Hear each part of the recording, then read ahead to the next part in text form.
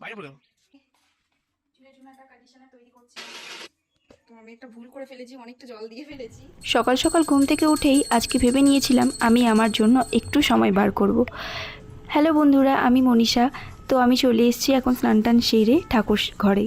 ঠাকুর সেবা দিয়ে আমি আমার জন্য একটু এক্সট্রা সময় বার করব আজকে। যেহেতু শাশুড়ি মা রান্না করছে, তাই আমি ভেবেছি আজকে আমার একটু স্কিন কেয়ার করব। তো ঠাকুর সেবা দিয়ে আমি চলে গিয়েছিলাম আমার সব জিনিসপত্রগুলো নিয়ে একটু স্কিন কেয়ারের জিনিস বানাবো আর হেয়ার কেয়ারের জন্য। তো তোমরা অনেকেই জবা ফুল ইউজ করেছো চুলের জন্য, কিন্তু তোমরা জবা পাতা ইউজ করোনি। এই পাতা কিন্তু অনেক অনেক উপকার দেয়, যেরকম চুল বাড়ায় তার পাশাপাশি কিন্তু তোমার চুলটাকে soft, silky and shiny, smooth বানিয়ে দিতে পারে। তোমরা যদি না ব্যবহার করে থাকো তো অবশ্যই একবার ব্যবহার করে দেখো। তো প্রথমেই আমি স্কিন কেয়ারের জন্য মসুর ডাল আর টক দই নিয়ে নিয়েছি এবং ওতে আমি একটু হলুদ মেশাবো। তো জলটা ঝারিয়ে নিয়ে আমি দিয়ে দিলাম, কারণ অনেকটা জল দেওয়া হয়ে গেছিলো, তাই অনেকটা পাতলাই করে ফেলেছি গো, একটা ভুল হয়ে গেছে। তো তারপর আমি সেটাকে ভালো করে পেস্ট করে একটুখানি বেসন দিয়ে দিয়েছিলাম একটু ঘন করার জন্য, এবং ওটাকে ভালো করে ধুয়ে আমি আবার জবা পাতাগুলো ভালো করে ধুয়ে নিয়েছিলাম। তো জবা পাতাগুলো ভালো করে ধুয়ে ওটা আস্তে আস্তে কাঁচি দিয়ে কুচি কুচি করে কেটে নিয়েছিলাম। যেহেতু মিক্সিতে বাটবো, একটু গোটা গোটা থাকলে চুলে আটকাবে। লম্বা চুল যাদের তারা কিন্তু ছেঁকে নিতে পারো।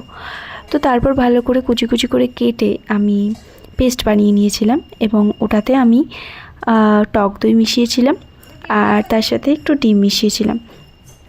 তবে হ্যাঁ, পেস্ট করার আগে কিন্তু তোমাদের একটু জল দিতে হবে, নাহলে একটু ঘন ঘন হয়ে যাবে, তো চুলে আটকে যাবে। তো তার জন্য আমি এখানে একটু জল দিয়ে ভালো করে পেস্ট করে নিলাম। দেখো পেস্টটা কতটা সুন্দর হয়েছে না? তবে কীরকম একটা গন্ধ হালকা ছাড়ছিল। এর আগেও আমি ব্যবহার করেছি, যদিও এটা ফার্স্ট টাইম নয়, তবে তোমরাও একবার ব্যবহার করে দেখতে পারো। ভালো করে মিক্সড করে একদম সুন্দর করে মিক্সড করবে, যাতে চুলেতে না আটকে থাকে।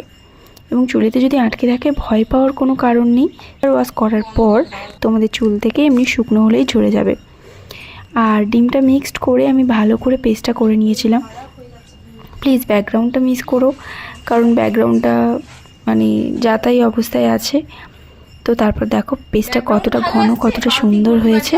তো আজকে আমি এই পর্যন্ত ভিডিওটা শেষ করলাম। নেক্সট ভিডিওতে আবার দেখা হচ্ছে। টাটা।